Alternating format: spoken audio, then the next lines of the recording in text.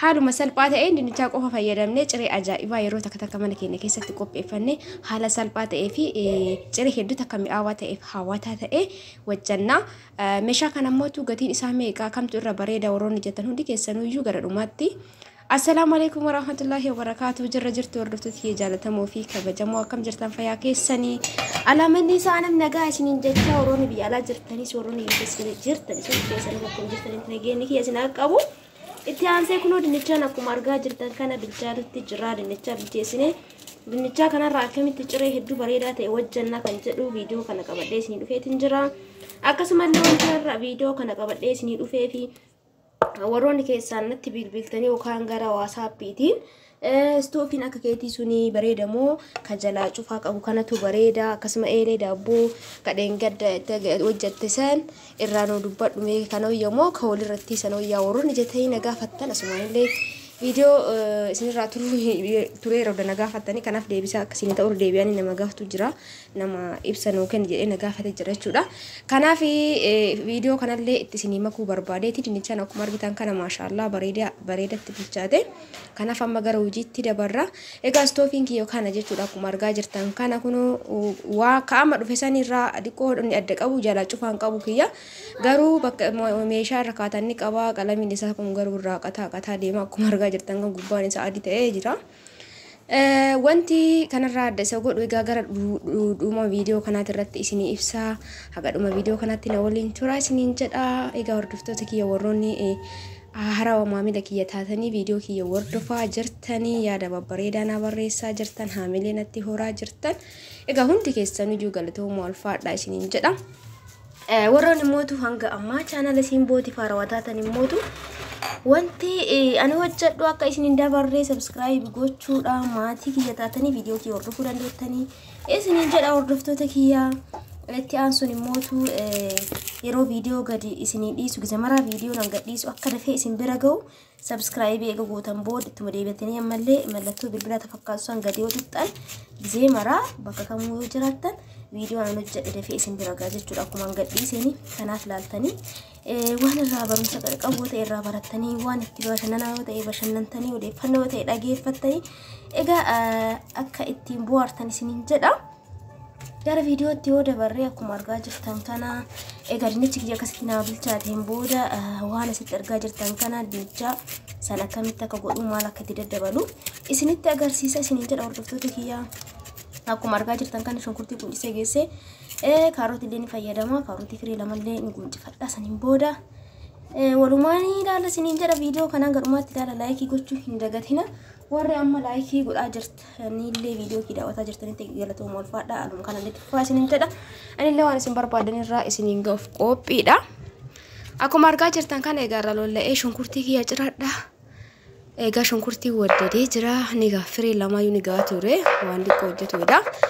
Qursii yeroo takka yookaan ciree yeroo takka waan salphaa waan qalalli jedhe takka hojjannee mana keenya keessatti ijoollee teennaaf ta'e ofii kennaa yeroo maraa waan baratamaa hojjeturraa waan takka yeroo takka haala salphaa ta'een waanuma xiqqoo hojjannee cireen hin dhabamin malee xiqqoollee taatu yoo dalagame waan yeroo maraan darranne haarawaa jechuudha ijoollee akkas barbaaddi akkan isiniin jedha shunkurtii kana haala silaa cirratuu qabutti ni ciradha. Egaa hordoftoota kiyya akkuma argaa jirtan kana shunkurtii kiyya haala barbaadutti ciradheetiin jira. Saniin gara kaanii biradduutti akkuma argaa jirtan kanatti itti naqee qursii yookaan ciree bareedaa ta'ee fi hedduu akka mi'aawaa ta'ee hojjanna haala salphaanii. Egaa kanatti ciradhee ka'een booda egaa istoofii kana cinaadhaan ka viidiyoo keesseensiseef warroonni nagaa fattan jechuudha ibsa isaa guutuu gara dhumaata irra isiniin gaa kun akkuma argaa jirtan kana bakka lama qaba bakka waa irra kaatan waan kamuu irra kaa'uu dandeettan jechuudha waan akka baaldii shiroo baaldii barbaree biradistii egaa gootanii geessaniin booda egaa waan barbaadan kun akkuma argaa jirtan kana biradistii akka kana irra kaa'uu dandeettanii. Ka isin nagaa fattan sun akkanuma ta'ee jalaan balbala qaba jechuudha balbaluma qofa gara olaanuun illee bakka istoofiitti banan saniin balbala qaba ijoolleen hojirrattee wanni fayyadu kanarra xiqqoo fooyya'insa qaba bareeda jedheetiin yaada. Kaan immoo ibsa guutuu viidiyoo kana gara dhumaati irratti itti hidheetiin jira viidiyoo isaa Hagadhumaa yoo dhageettan namoonni na gaafatanillee ni hubattan jedheeti yaada. Kanaaf hagadhumaa dhageeffadha isiniin jedha hordoftoota kiyya ittiin bohaaraa ittiin bashannanaa.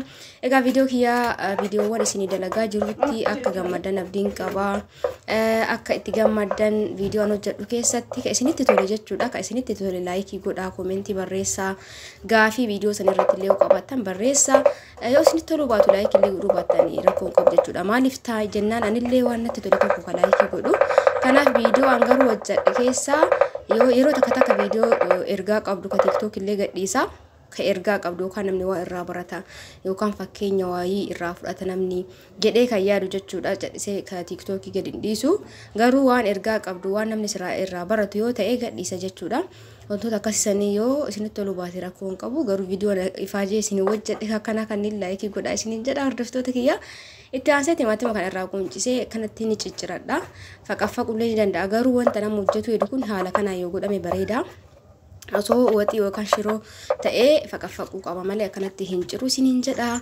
Kanaan hojjetuuf deemu kuni wantoota kanneeniin ka isa bareechisee hojjetu jedhu. Kanaaf jajjabummaa dhiisaa dhiifama manatti bilbilame ni deebi'a. Akka isiniin jedha hordoftoota kiyya bilbila turraa baasee akkuma argaa jirtan san dinnichaan illee ka bilchaate maashaallah.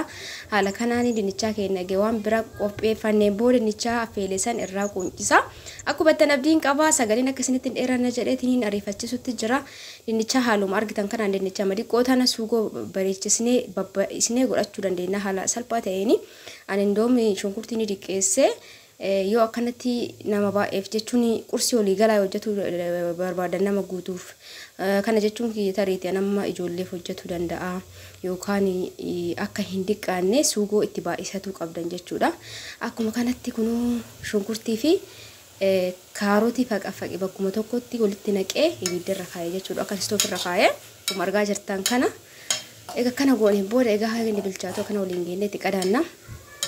Yoo bilchaate yoo shunkurtiin kunii fi kaarotiin kun gadi bilchaate zayitii keenyatti godhanna jechuudha. Haala salphaa ta'een egaa karaalee garaagaraatiin illee hojjetama. Kana karaalee kanneen keessaa har'aan tanaan kan isinitti agarsiisuuf malee karaa hedduun hojjetama. Yoo barbaadan isin hojjedha isiniin jedha wantoota ofii hojjedhu mara akkasumas wantoota ofii fayyadamu mara isinitti agarsiisa. Mana keessan keessatti haala salphaa ta'e keessummaan tasoo namatti dhufe karaalee akkamiitiin nyaata yookaan wanta haala salphaa daqiiqaa muraasa keessatti dalagamu jechuudha. Akkasumallee mootu warroonni gaafii na gaafataa jirtanii gaafii keessan tafatatan isinii deebisa. Egaa akka isiniin jedha wanti biraan immoo tan isiniin jedhu warroonni kafuulaa akkuma argaa jirtan kan qullubbii adii itti godhee haaluma kanaan itti deebi'a hasawaddaan kutetti qullubbii adii itti godhee waliin gahee egas booda timaatima kanallee itti godhe jechuudha. Akka sirriitti inni ol fudhatuuf ammumarraa itti godhee akkanatti waliin bilcheessa. Isinitti mul'ata jedheeti yaada. Haala kanaan amma ol fudhatu qabaa. Kaarotii beekaatiin guudiseetiin faqaffaqee bulleessuullee dandeettan garuu kana hojjetaa jiru kun haala kanaan bareeda ta'a jechuudha. Kunoo timaatimni bishaan ofii isaatii qaba waan ta'eef haala kanaan gadi laafee jira. Amma kana gooneen booda barbaree itti godhannaa yoo barbaanne mootu hallichallee godhachuu dandeenya isiniin jedha hordoftoota kiyyaa. Garuu kaanaadha isinitti agarsiisu heddu kun barbaree diqqeessee itti godha. Appetaayitii namallee banaa yookaan fedhii nyaata akkasumas barbaree akkuma argitan kana diqqeessee itti godha jechuudha. Egaa haala kanaan waliin geenna hordoftoota kiyya akkuma argaa jirtan kana barbaree ittillee guddisne yeroo hunda lichaa kan nyaannu ta'ee fedhii nyaataa keenya irra deema yeroo takka kanatti barbaree hojjetuun illee bareeda. Yeroo marallee barbaree nyaatuun barbaachisaa miti dhukkuba coggaarraatiif nu saaxiluu danda'a wal keessa godhuun bareeda jedhee yaada. Itti aansee soogidda itti godha akkuma argaa jirtan kana. Soogidda haganaa ga'u itti godha. Egas boodoliin dhoofnee waan itti aanu itti goona jechuudha. Egaa hordoftoota kiyya wanta ani isiniin jedhuu barbaade wantoonni warroonni waan fuulaan hojjedhu jedhaa jirtan kun kinoorii ni beektan jedhee yaada. An qimamii na jalaa waan dhumeef kan itti godha malee osoo qimamii qabaadhe kun bakka qimamii bu'a waan ta'eef hin fayyadamuu ture garuu qimamii waan fixeef isatti godhe saniin gara kaanii waliin ga'ee itti qadaadha jechuudha haga takka. Egaa maal isiniin jedhu barbaade ka fuulaa hojjedhee yuutuubii biraati irratti hojjedhee kunoo yuutuubii san bakka koomentii tokkoffaati irra isinii kaayaa bakka san dhaxxanii gadi tuxxanii yuutuubii san irratti daawwachuu dandeettan jechuudha. Maaliif kuni fudhatama nyaataan qabaatee jira waan ta'eef nyaata garagaraa yeroo qulqullina garagaraa waan adda addaa isin gadhiisa. YouTube isin irratti namni kafuula akkasii hojjedhu barbaada waan ofii kiyya fayyadamu hunda achirra isin gadhiisa. Dhaxxanii namni isinitti tole jechuudha nan gaafataniif namni isinitti tole YouTube isin irratti ilaaluu dandeettan isiniin jedha. Itti aansee kun akkuma argaa jirtan kana maashaallah hedduuta kana maawwata halluu isaa baay'ee takka bareeda argitanii barbaree ittiin baay'isin illee jiddu galeessa argitanii halluun isaatu nama hawwata jechuudha.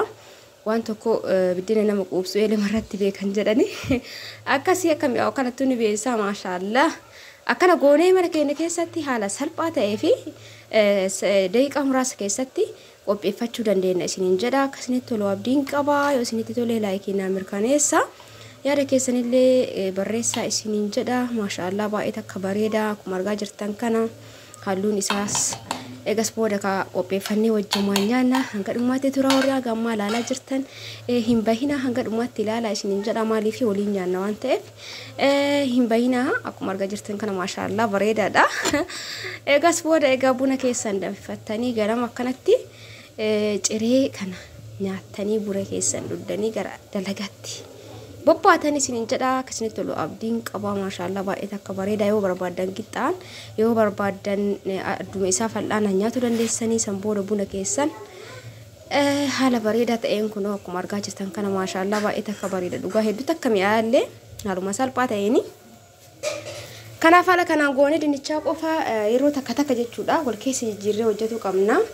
Yeroo hunda waan fakkaataa ta'e hojjetu osoo hin taane namni tokko maal hojjedha waan jiru san bifa biraatti jijjiirtee yoo dirqama waan jirra bituun sirraan eegamu waan mana jiru sun karaalee garagaraatiin hojjette waan garagaraa dhiyeessuu dandeetta isiniin jedha. Obboleettii hundi keessan obboleeyyan kiyya egaa warroonni biyya namaa jirtanillee wallahi jabaadhaa hojjedhaa hojii argitan hojii kamuu hin tuffatina. Maaliif jennaani umrii kee guutuu miti ka hojjettu kanaaf waggaa hojjettu san yeroo hojjetu san keessatti hojii hin tuffatini amala qabaadhu hojii keetirratti akka namni sirriitti hojii sanii akkaataa hojii itti hojjetu jaalatee namni egaa maal asini ma akkamitti akkasiin ibsu hin beeku walaakin naafu waan hojjetan irratti jabaadhaa hojjedhaa waan hojjetan san walitti qabadhaa taani mootu rabbiin walitti isin haa qabu rabbi nagaanillee isin haa galchu isiniin jedha warra gala yaada qabdan akkan isiniin jedha akkasinitti tolu abdiin qaba kuma argaa jirtan kana jira. Egaa viidiyoon kiyyaa kun gara dhumaatti gaheetiin jira. Warroonni gaafii garagara nagaafatan akkasumallee warroonni keessa nagaafatan waa'ee istoofii sanii fi waa'ee eelee daabboo kadheen gara daabboo irra gootisamee nu ibsi warroonni jettanillee jirtanii kanaaf walumaa galatti isin ibsuuf yaala hanga ofii beekurraa jechuudha. Viidiyoon kiyya immoo kun kana fakkaata akkasinitti tolu abdiin qaba. Haala kanaan ciree keenya gaggeessineen booda egaa gara istoofii kanatti isin dabarsaa. Istoofiin kun akkuma dura isiniin jedhe istoofii miti maashaallah yeroo akkanatti cufalaalin bareeda. Dhugaa dubbachuuf hedduu takka bareedaadha istoofiin kun kiyyarra jechuudha. Kiyyarraayyuu bareedaadha. Itti aansee eelee daabboo tana namoonni baay'een kana gaafataa jiran. Egaa akkuma argaa jirtan kana eelee daabboo tana gizee isin qarshii 5,000 bitanii amma garuu qarshii 12,000 taatee jirti. Dachaa ol dabalte jechuudha. Dachaa 3 dachaa 2 ol dabalte. Yoo san 5,000 bitanii baay'ee takka bareeduudha wallahi yoo san bitee hagammana jalaa hin banneen tabalaashanii mastaawotii qofatu kana jalaa cabetta diqqoo gara afoo jirtu sanii kaaniin gara kaan baay'ee takka maashaallah wanni paatraa lama wajji bitee ufillee meeshaa duraatii bareedaadha. Paatraan amma dhufee adiidha keessa jiru kiyya gurraacha ta'e furdaa wayiiti jechuudha paatraan isaa. Warroonni gaafii eelee tanallee nagaafattan dhugaa dubbachuuf eeleen tun tadaabbootiif tabiddeenallee bakka tokkotti qaba. Garuu immoo bareedaa miti jechuun ani maaliif ofii kiyya fayyadamellee hin beeku waan hin beekne tokko isiniin ibsu'anii garuu kana maal irratti argee badooma isaa namitti ollaatti yaata kan qabdii turte eelee kana jechuudha ka daabbootii fi ka biddeenaa ol irratti qabdii. Garuu na biratti godhatte wallahi daabboo yeroo baay'ee na biratti gooti maaliif jedhee guyyaa tokko cadhiseetuma guyyaa wayii gaafadhe bareedaa miti jettee hin bareechisu biddeena ka biddeenaatii fi ka daabboo ka olirra jiru kun isiniin jedha. Daabboon bareechisu baay'ee jettee baay'ee takkan bareechisu uummata akka bakka walii galuu hin dandeenye jettee yeroo kamuu yeroo kanaaf ani hanga ka ollaatirraa ka namootaatirraa argutti eelee tana hulirratti biturra eelee tadaabollee addumatti tabiddeenallee addumatti osoo bittanii bareeda jedheeti yaada akka kiyyatti elektirikii ta'uun isaa elektirikiidha kanaafuu garaagarummaan isaa bakka tokko jiraatudha kadaaboo suni bakka baay'ee hin qabatu akka kiyyatti jechuudha dhugaa isiniin jedha waan irraan beene tokko isin ibsuun barbaadu eelee tana garuu ollarratti arge waan ta'eef isin dhiiste kana dhiiste akka tiyyaa san bitatte jechuudha addatti kadaaboo kanaaf hulirratti illee waan jiruuf yoo tokko tabalaasha eelee kunillee bakka walumaa galatti bareeda miti jedheeti yaadaan akka argerra istoofiin kun garuu baay'ee takka bareedaadha bitadha istoofii kaan irra ndoom kanatu hedduu bareedaadha kan kiyyeessan irrallee kun bareeda namoonni tokko kana nagaafatan masaabaa isaa kanaa fi kajalaa kana addatti midijaa waan qabutti fakkaata addatti midijaa hin qabu gara jalaa saniin meeshaalee garagaraa irra kaa'attanii saniin booda balbala qabu san balbala itti cufsan jechuudha cufaa balbalaa waan qabuuf garaagarummaa kiyyaan qabu itti aansee achi baadisuun maktafaa irra kaa'attanii itti kattafuu dandeettanii kunoo keessi isaa akkana jira akkuma argaa jirtan kana egaa hiiqaa akkaan waan hundaas keessa kaa'attanii itti cufuu dandeettanii gara olaanuun kun immoo masaabaan isaa kuni itti ol cufamu buno bakka elektirikii ittiin banan kana daa'imman akka bira hin geenye itti ol cufama jechuudha baay'ee takka fooyya'aadha dhiyeessee isinitti agarsiisa tagaran akkana baatatuuni ta maktafaa kunoo ifa ta'ee isinitti mul'ata maktafaa irra kaa'atuu dandeettan jechuudha dhaabattanii yoo shunkurtii ciruu dandeettanii gubbarrallee hojjetanii geessanii gubbarrallee itti gaccufuu dandeettan jechuudha sagalee ijoollee dhagahuutti jira akka hubattan abdiin qabaa qarshii 9,000 istoofiin kuni kunoo yoo cufamee jedhee walitti deddeebi'e kana fakkaata jechuudha gubbarrallee ol banama akkanatti akka hubattan abdiin qabaa irra nagaafattan